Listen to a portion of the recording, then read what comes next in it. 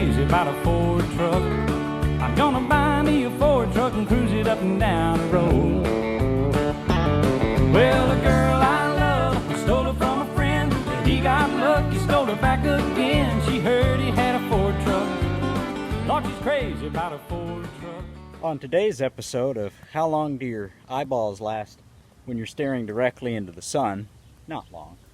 We're going to be doing an oil change on my friend's 1989 Ford F-150 XLT Lariat SuperCab with 5-liter V8.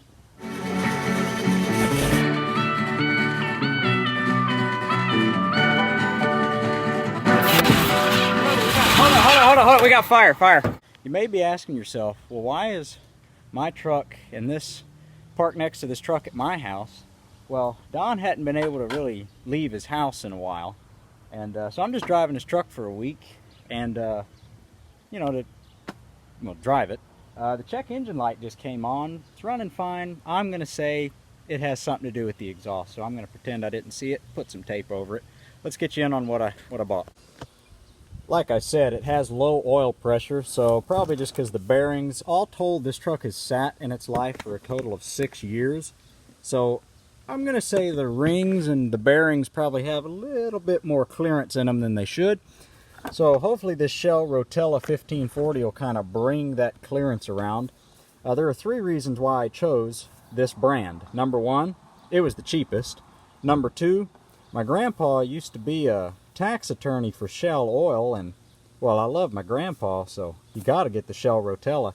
And the C option was I got the cheapest oil filter AutoZone sells.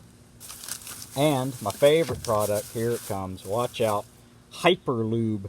This, if it doesn't destroy the Cadillac converters, it'll bring the engine around, and that's what we need. Well, as it turns out, I don't need to spend 10 years trying to get the truck up on the ramps, because I can get my teeth under here.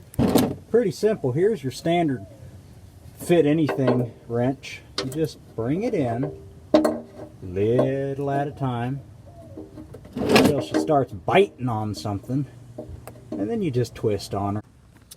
Either this diesel oil is going to bring this engine back around, or the engine's just on its last leg. So let's go with the diesel oil is going to bring it back around. Thing about diesel oil, it's kind of like old oil used to be. It's got, zinc and lead and, well, all of the, as Derek says, the periodic table of elements in it. But the thing about it is, you don't always want to run it in your gas engines because it's not, these engines aren't necessarily rated for this viscosity, but when your rings and bearings are just giving you 10 pounds of oil pressure, go ahead and use this stuff in with diesel oil. It should bring them back around. Hopefully, anyway. Gonna let that soak in a little bit. Well, I have just got things attacking me here. This is, I thought it was a 5-quart.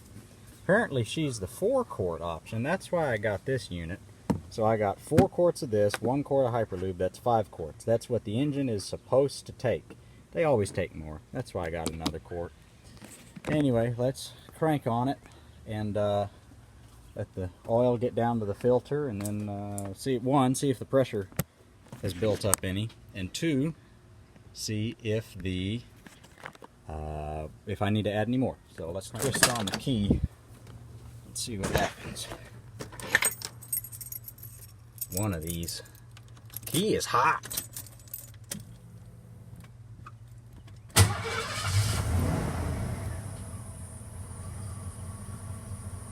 Well, it might have brought the pressure up.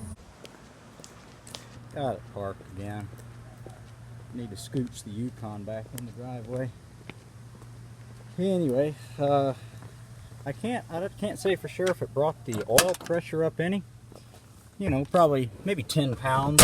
I also don't know how accurate that gauge is, but it did quiet down the lifter tick. Oh no, there it is. And then you see here the check engine light. There you go. Solved that problem. Whew. That was starting to worry me. But it did quiet down the lifter noise.